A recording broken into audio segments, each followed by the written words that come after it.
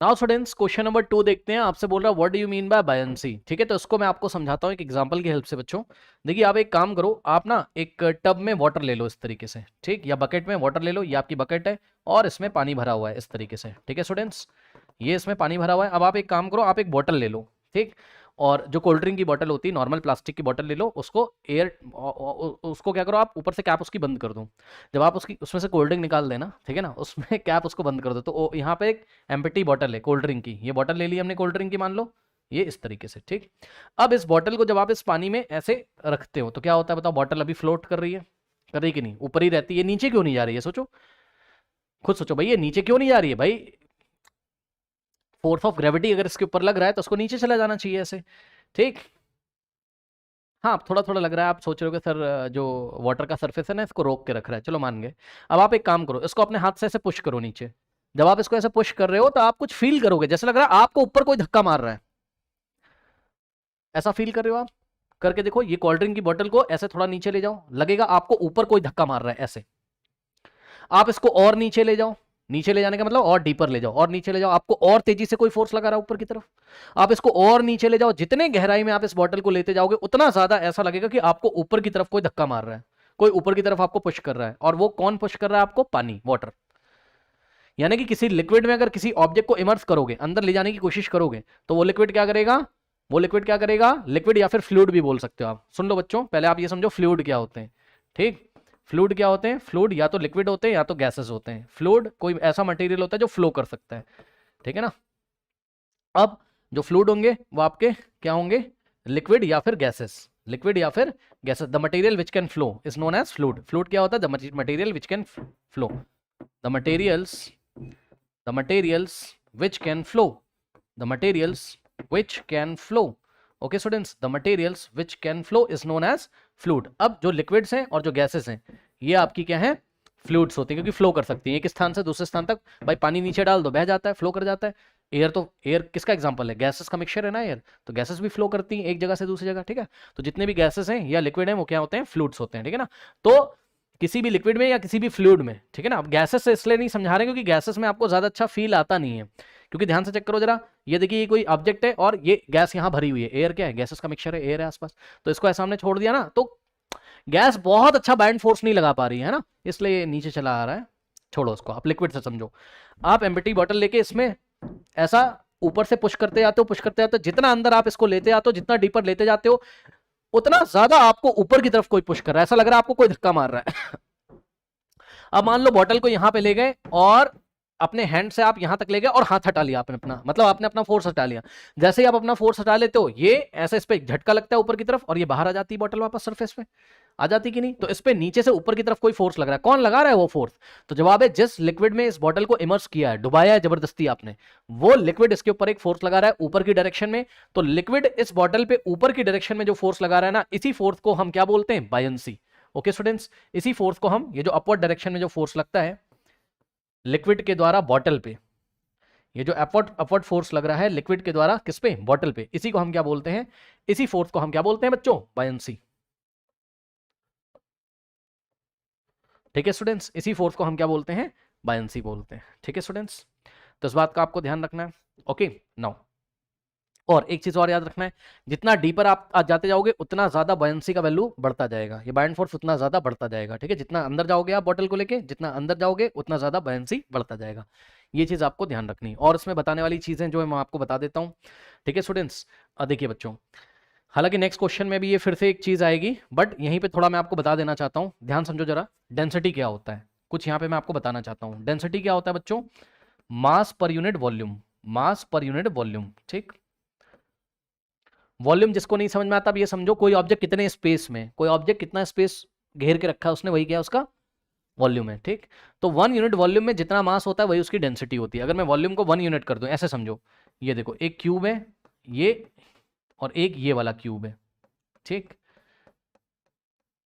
इस क्यूब की लेंथ कितनी है 1 सेंटीमीटर, ब्रेथ कितनी है 1 सेंटीमीटर, हाइट भी कितनी 1 सेंटीमीटर। क्यूब का भाई एज इक्वल होता है 1 सेंटीमीटर लेंथ, 1 सेंटीमीटर ब्रेथ और 1 सेंटीमीटर हाइट। तो इसका वॉल्यूम कितना आ जाएगा, length into breadth into height, यानी कि 1 इंटू 1 इंटू 1, यानी कि 1 सेंटीमीटर क्यूब। ठीक है, और इस क्यूब का भी वॉल्यूम कितना है, मान लो 1 सेंटीमीटर क्यूब, यानी कि इसकी भी एच कितनी 111। ठीक, अब मान लो बच्चों ये बना है आयरन का, ये आयरन का है और ये किसका है, ये है लकड़ी का बना हुआ ब्लॉक है, मान लो ये वुडन ब्लॉक है, लकड़ी का बना हुआ, ठीक है। अब एक बात बताओ बच्चों कि यहाँ पर यूनिट वॉल्यूम, दोनों का वॉल्यूम मैंने फिक्स कर दिया, 1 1 यूनिट ले लिया, यानी कि जितना स्पेस लकड़ी के ब्लॉक ने घिरा हुआ है उतना ही स्पेस आयरन के ब्लॉक ने घिरा हुआ है।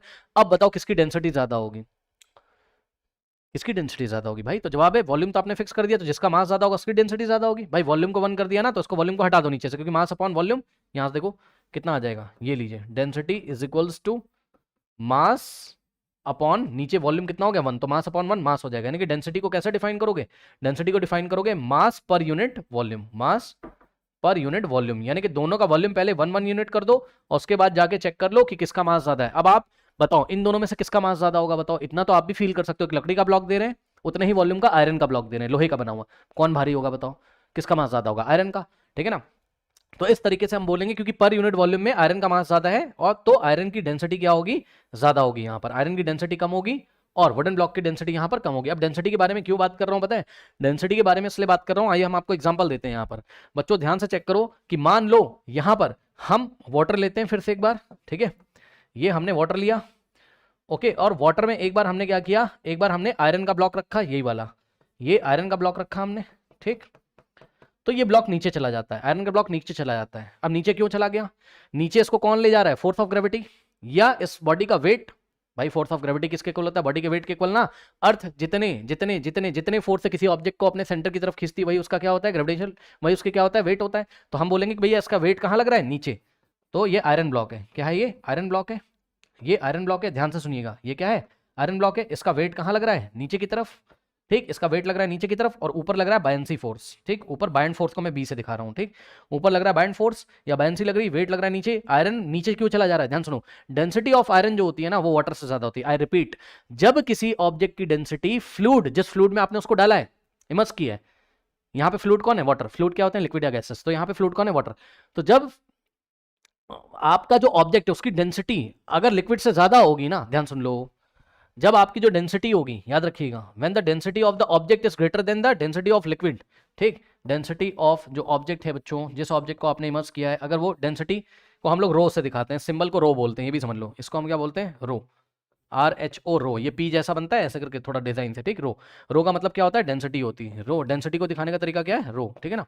सो जब density of object greater than किससे होता है, डेंसिटी ऑफ लिक्विड से, रो ऑफ लिक्विड से, ठीक है। तो यहां पर आपका ऑब्जेक्ट जो है वो क्या होगा, सिंक हो जाएगा, डूब जाएगा। क्यों डूब जाता है, खुद ध्यान से चेक करो बच्चों, इसको नीचे कौन ला रहा है, वेट, ऊपर कौन भेजना चाहता है, बाइंड फोर्स, ठीक है। तो यहां पर जो बॉडी का वेट है वो डोमिनेट करता है, मतलब बॉडी का वेट बाइंड फोर्स से ज्यादा हो जाता है। आई रिपीट, बॉडी का वेट बाइंड फोर्स से ज्यादा हो जाता है। तो यहां पे W जो है, वेट इज ग्रेटर देन क्या हो जाएगा, बाइंड फोर्स हो जाएगा। तो भैया अगर वेट ज्यादा है, खुद सोचो, तो ये डोमिनेट करेगा, बॉडी को पकड़ के नीचे ले आएगा। एक नेट फोर्स नीचे की तरफ काम करेगा, वो नेट फोर्स कितना होगा, W माइनस बी, कितना नेट फोर्स काम करेगा, W माइनस बी, ठीक है ना। खुद सोचो, मान लो 5 न्यूटन नीचे लग रहा है और 2 न्यूटन बाइंड ऊपर लग रहा है, तो वेट कितना हो गया 5, और बाइंड फोर्स कितना हो गया 2, 5 माइनस 2 कितना हो गया 3 न्यूटन। तो नेट फोर्स नीचे की तरफ कितना लग रहा है, नीचे की तरफ नेट फोर्स लग रहा है कितना, 5 न्यूटन। 5 न्यूटन से बॉडी कहां चली जाएगी, नीचे चली जाएगी। तो आपको कॉपी में नोट लगाना है कि अगर आपके ऑब्जेक्ट की डेंसिटी, डेंसिटी का मतलब मास पर यूनिट वॉल्यूम, डेंसिटी का मतलब मास पर यूनिट वॉल्यूम, यानी कि पर यूनिट वॉल्यूम उसका मास ज्यादा है, मास ज्यादा है तो वेट ज्यादा होगा। वेट का फॉर्मूला क्या होता है, m इंटू जी, वेट का फॉर्मूला क्या होता है, m इंटू जी होता है। ओके स्टूडेंट्स, तो मास ज्यादा तो वेट ज्यादा, तो वही चीज है। अगर डेंसिटी ऑब्जेक्ट की लिक्विड से ज्यादा है तो ये सिंक कर जाएगा, डूब जाएगा, क्योंकि W माइनस बी ये नेट फोर्स है और ये नीचे की डायरेक्शन में आता है, ऑब्जेक्ट नीचे चला जाएगा। और यहीं पे दूसरा केस है, मान लो कि यहीं पर आयरन ब्लॉक की जगह हम क्या ले जाते हैं, यहाँ पे बना के दिखा रहा हूँ आपको, ठीक है स्टूडेंट्स। यहाँ पे देखिए, मान लो कि आयरन ब्लॉक की जगह अगर हम यहाँ वुडन ब्लॉक ले जाते हैं, ये इस तरीके से। अब लकड़ी की जो डेंसिटी है, वाटर की जो डेंसिटी, लकड़ी की जो डेंसिटी वुडन ब्लॉक की, उसकी डेंसिटी वाटर से कम होती है। पानी भारी होता है, लकड़ी हल्की होती है, मतलब पर यूनिट वॉल्यूम में, अगर पर यूनिट वॉल्यूम आप वाटर का ले लो और पर यूनिट वॉल्यूम अगर आप वुडन का ले लो, तो किस में मास ज्यादा होगा, वाटर का, यानी कि, और किसका मास कम होगा, वुड का। यानी कि वुड के पर यूनिट वॉल्यूम में मास कम होता है रादर देन वाटर, यानी कि वुड की जो डेंसिटी वाटर से कम होती है, ठीक। तो अब इसकी डेंसिटी कम हो गई, इसकी डेंसिटी कम हो गई, तो जब आपकी ऑब्जेक्ट की डेंसिटी, जब आपकी डेंसिटी ऑफ ऑब्जेक्ट, नोट लगा लीजिए सारी चीजें, जब आपकी डेंसिटी ऑफ ऑब्जेक्ट, ये देखिए डेंसिटी ऑफ ऑब्जेक्ट लेस होगा किससे, डेंसिटी ऑफ लिक्विड से, ठीक है, तो आपका ऑब्जेक्ट फ्लोट करेगा। क्यों, अब इसकी डेंसिटी कम है, वुडन ब्लॉक है, वुडन ब्लॉक है, लकड़ी का ब्लॉक है, इसकी डेंसिटी कम है, डेंसिटी का कम का मतलब मास पर यूनिट वॉल्यूम कम है, यानी कि पर यूनिट वॉल्यूम में मास कम है तो मास से आपको क्या मिलता है, वेट, तो इसका वेट कम पड़ जाएगा। वेट लग रहा है कहाँ, नीचे, और बाइंड फोर्स लग रहा है कहाँ, ऊपर, ऐसे करके सोचो। ठीक है स्टूडेंट्स, अब बाइंड डोमिनेट करेगा और वेट कम हो जाएगा यहाँ पर, यानी कि नेट फोर्स कहाँ आएगा इस बार, ऊपर की डायरेक्शन में। ठीक, तो नेट फोर्स कितना होगा, बी माइनस डब्ल्यू, जो बड़ा है उसमें से छोटे को माइनस कर दो, वेट हो गया कम और बाइंड हो गया ज्यादा। तो जब आपके ऑब्जेक्ट की डेंसिटी लिक्विड की डेंसिटी से ज्यादा होती है तो वेट बाइंड फोर्स से ज्यादा होता है और net force W minus B से सिंक कर जाएगा, डूब जाएगा। और जब आपके ऑब्जेक्ट की डेंसिटी वाटर से कम होती है या लिक्विड से कम होती है तब वेट आपका कम पड़ जाता है और बाइंड फोर्स हो जाता है ज्यादा, तो net force B minus W ऊपर की तरफ आता है, B माइनस डब्ल्यू से ये ऊपर ही रहना चाहता है। ठीक, ये फ्लोट करता है, ये सिंक नहीं करता है, डूबता नहीं है, इस बात को ध्यान रखना है। यहाँ यानी कि बाइंड फोर्स डिपेंड करता है किसके ऊपर, कि कितना बाइंड फोर्स लगेगा, मतलब बॉडी सिंक करेगी या बॉडी फ्लोट करेगी, ये डिपेंड करता है ऑब्जेक्ट की डेंसिटी पे। यदि ऑब्जेक्ट की डेंसिटी लिक्विड से ज्यादा तो सिंक, यदि ऑब्जेक्ट की डेंसिटी लिक्विड से कम तो फ्लोट करेगा। सिंक मतलब डूब जाएगा, फ्लोट मतलब ऊपर ही रहेगा। ठीक है, बस ये चीज हो गई। ठीक है स्टूडेंट्स, अब देखिए ये पूरा मैंने आपको एक्सप्लेन कर दिया है, नेक्स्ट क्वेश्चन भी आपका इससे हो जाएगा, बट फिर भी मैं नेक्स्ट क्वेश्चन में भी आपको समझाऊंगा क्योंकि आप लोग यूट्यूब पे अलग अलग क्वेश्चन सर्च करते हो। यहाँ पे देखिए जरा, अब एग्जाम में आपको क्या लिखना है, बायंसी क्या है, अब आप लिख सकते हो, देखो the upward force exerted by liquid on the object immerse is known as buoyancy. जब किसी ऑब्जेक्ट को आप लिक्विड में इमर्स करते हो तो उसपे हमेशा एक बाइंड फोर्स लगता है ऊपर की दिशा में। ठीक, उस पर हमेशा ऊपर की दिशा में एक फोर्स लगता है जिसको बाइंड फोर्स बोलते हैं, बायंसी बोलते हैं। बस कह रहा है when you try to immerse an object in the water then, ये एग्जांपल दे दिया, then you can feel an upward force exerted on the object. मैंने आपको बॉटल वाला एग्जांपल दिया था, which increases as you push the object deeper into water. जितना ज्यादा अंदर जाओगे उतना ज्यादा बाइंड फोर्स आपको फील होगा। बॉटल लेके घर में करके आप देख सकते हो, बकेट में जितना अंदर उसको ले जाओगे उतना ज्यादा बाइंड फोर्स आपको ऊपर की दिशा में मिलेगा। ओके स्टूडेंट्स, नोट कर लीजिए।